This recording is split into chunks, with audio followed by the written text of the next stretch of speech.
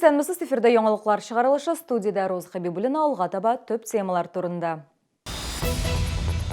Озак вакыт хәл ителмәгән проблемаларга бер күрешүдә җавап таптылар. Чаллыда халык белән очрашулар дәвам итә. Авыл хуҗалыгы продукциясын турыдан-туры җитештерүчеләрдән Чаллыда ярминкәләр башлана. 1200-дән артык яшь шәһәрдәшебез Йолдызлык фестиваленең сайлап алу турында катнашты. Алда зона этабы. Ойлар буе хәл ителмәгән сорауларга шәһәрдәшләр ниһаять җавап алдылар. Ноэль Мәхдиев халык белән очрашуларны дәвам итә. 63, 64 һәм 65 микрорайонда яшәүчеләр үз проблемалары белән уртаклашты. Очрашуда Лилия Гатина да булды. Яңа микрорайоннарда яшәүчеләр белән очрашу 42-нче мәктәптә узды. Шәһәрдәшләрнең парковка урыннары җитмәү һәм 42-нче мәктәп янында юлда ясалма киртмә булмау, күп катлы йортларда урнашкан алкомаркетларның күп булуы борчый. 65-15, там был мудрый пекарь. Можно было спокойно с ребенком зайти, попить кофе, чай и тому подобное. Да. Сейчас его закрывают, закрыли уже, да, открывают очередную пивнушку. Куда? На площадке же дети играют, а все выходят вечером, например, лето, дети играют. Выходит молодежь, ладно, не молодежь, пускай, но все выходят с пивнушки и сидят пиво пьют. Очрашуда алынган үлчеләр проблемасында кузгалтылар. Әлегә 224 гаилә бу исемлеккә кертелгән. В 2020 году эта проблема в Челнах будет снята.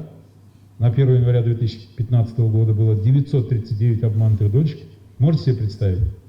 Почти что 1000 семей. На проблему обманутых дочек нужно было в 2015 году изыскать 900 миллионов рублей. Миллиард. Гайсин, Гайнулов, Мингалимов. Вот сегодня они все эти проблемы решают.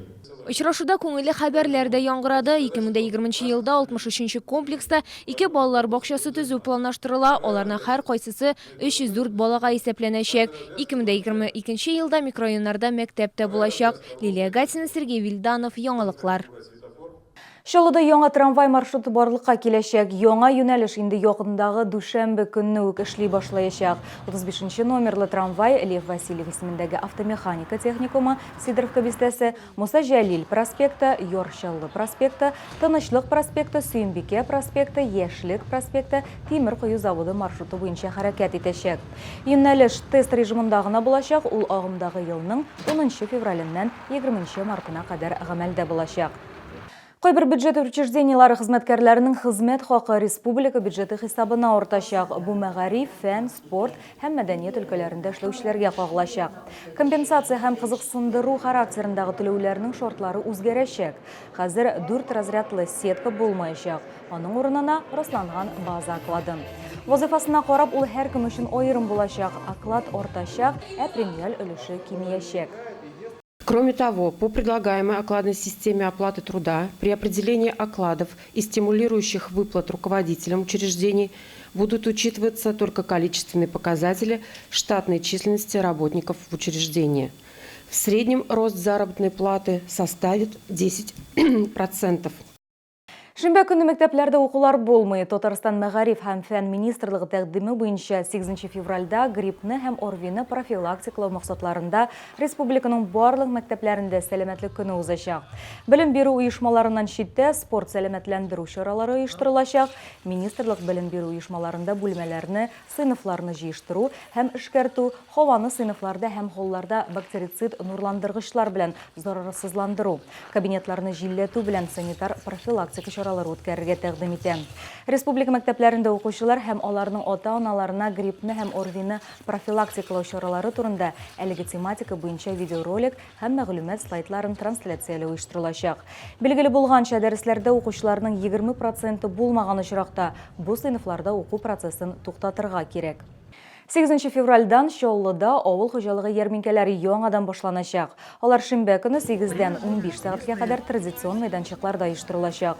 Габдулла Тукай яр буеның төзүче стадионы каршында, ипподром һәм Южный агросәнәгать паркы территориясендә ярминкәләрдә катнашырга җирле товар җитештерүчеләр, шәхси эшмәкәрләр, шәхси ярдәмче хуҗалык алып баручылар, хәвескәр бакчачылар чакырыла.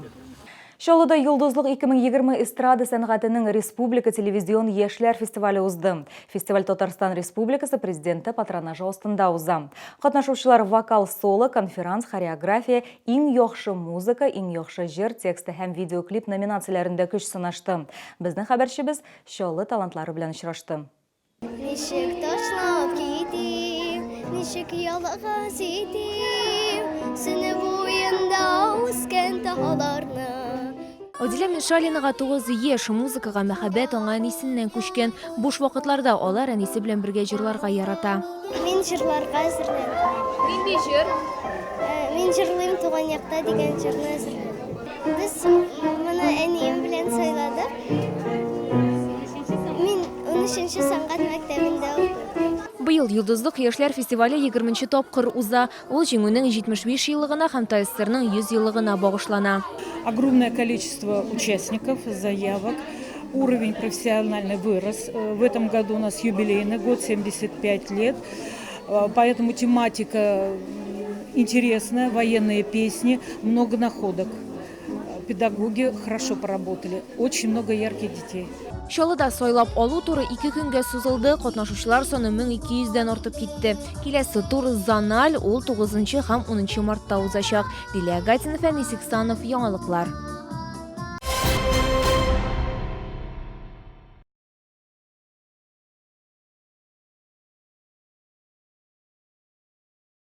Бүгінгі амнашлар, мен сіздің білән сау болашам, исән сау болығыз. Приглашаем с 12 по 14 февраля в выставочный центр «Экспокама» на всероссийские выставки «Нефть, газ, химия, экология» и «Энергетика Закамья-2020».